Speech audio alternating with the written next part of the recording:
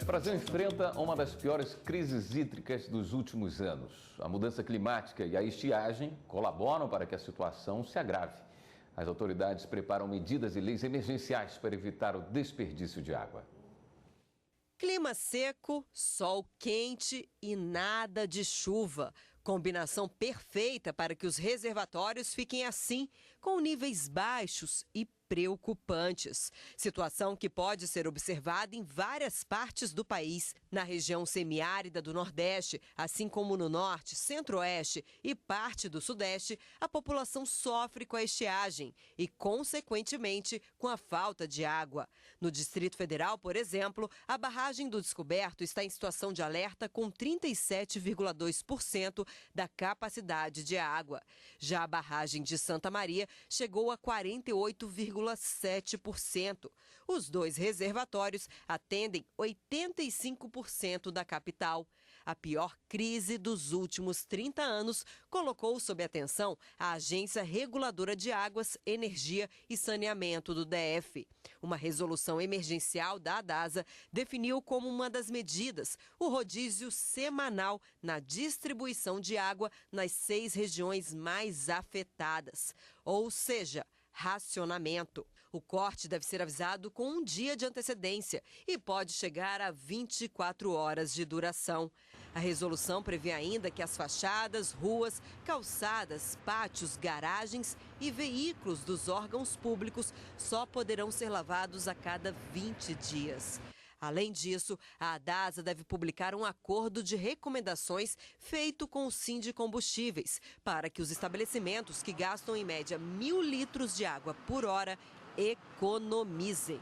Entre as ações está a de utilizar meios mais econômicos na hora de lavar os carros. A resolução prevê ainda a proibição de usar água na limpeza dos para-brisas dos carros nos postos de combustíveis, assim como irrigar o jardim dos estabelecimentos. Pode parecer pouco, mas diante dessa seca, são essas mudanças no comportamento que geram economia. Todo mundo tem que fazer a sua parte, sim. Sim, todo mundo tem que ter consciência. Todos nós temos que ter atitudes sustentáveis. Tem que ajudar o meio ambiente e tem que economizar água. Qualquer forma de que as pessoas vierem a contribuir para não faltar água, entendeu? É importante. Este posto, por exemplo, adotou a medida de racionamento há mais de 1 ano, mas nem por isso deixou os clientes na mão.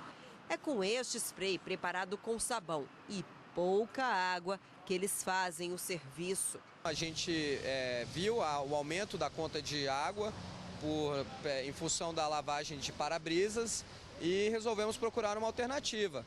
E com isso a gente encontrou a mesma alternativa que as lavagens ecológicas usam. Com muito menos água a gente consegue fazer a mesma limpeza de para-brisa, agradar o cliente como a gente quer sem gastar tanta água. Fazer sua parte é importante para evitar cenas caóticas como essas, registradas em 2014, ano que ficará marcado como um dos mais críticos em relação ao fornecimento de água no Brasil. Em São Paulo, o sistema Cantareira, que abastece 9 milhões de pessoas na capital paulista e municípios, chegou a níveis baixos recordes.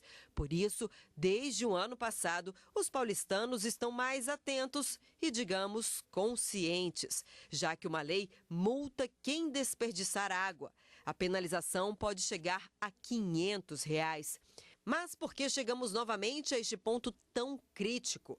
No DF, apesar das poucas chuvas isoladas registradas no mês de setembro, a capital ficou 86 dias imersa na seca.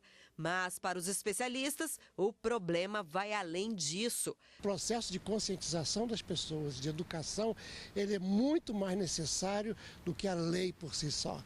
A lei por si só traz alguns instrumentos para fazer com que as pessoas se lembrem, uma multa para que o bolso delas sinta, mas há necessidade de total conscientização da população de uso parcimonioso desses recursos hídricos. Planejamento é o que o professor de agronomia recomenda através do projeto de reuso da água na Fazenda Água Limpa, em Brasília.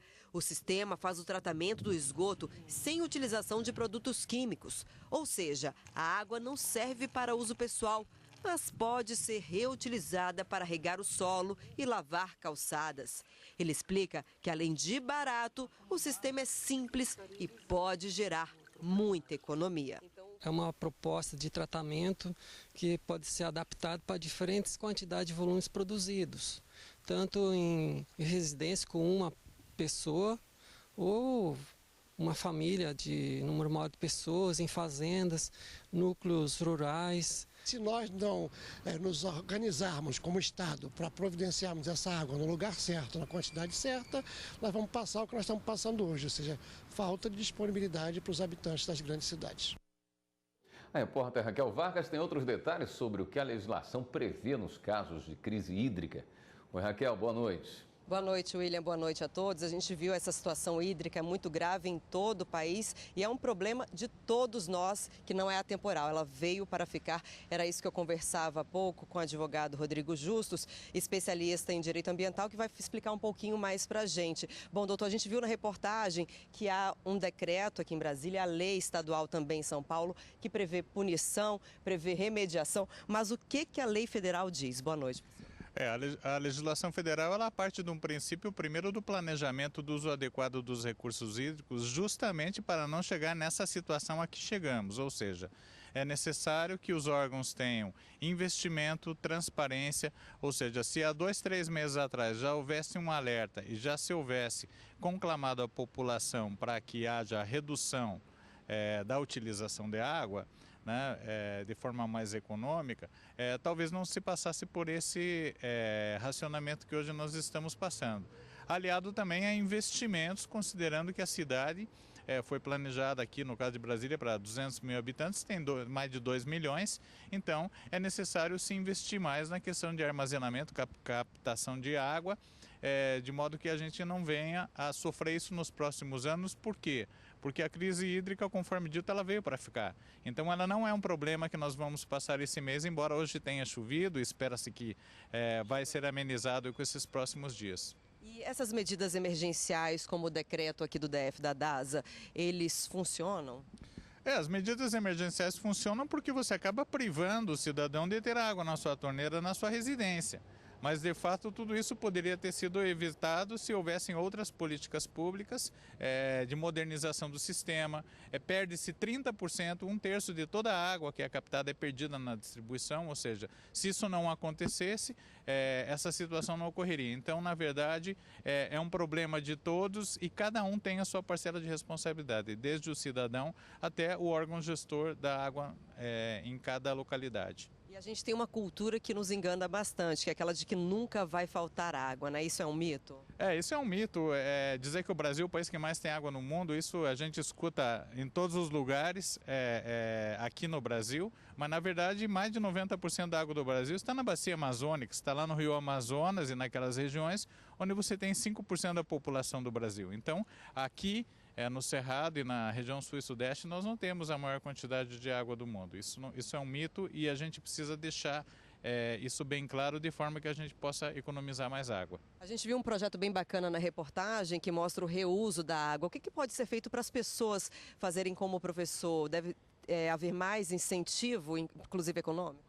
O reuso tem que ser utilizado com muita parcimônia e dentro das melhores técnicas, até porque a água de reuso ela pode, em determinadas situações, ter contaminantes e não é possível o consumo dessa água. Então, a água de reuso, essa é uma cultura que tem que ser instituída no Brasil através de políticas públicas direcionadas para que a gente não jogue toda a água na galeria pluvial, mas a gente utilize para lavagem e outros usos, até mesmo para irrigação. Uma das leis mais recentes promulgadas, a de individualização da água, que veio este ano, é uma lei muito importante, né? Porque se você mora num condomínio sozinho e do lado, seu vizinho tem uma família com 5, 6 pessoas, você acaba pagando pela água dele e todos desperdiçam, né? Exatamente. Daí aquele que desperdiça água não tem responsabilidade em reduzir o consumo, enquanto outros estão lá economizando. Então a individualização do consumo em condomínios e construções, ela é uma questão de transparência que vai identificar aquele que faz o uso adequado e aquele que desperdiça água. Ok, muito obrigada pela participação do senhor aqui no Jornal da Justiça. William, eu volto com você. Obrigado, Raquel.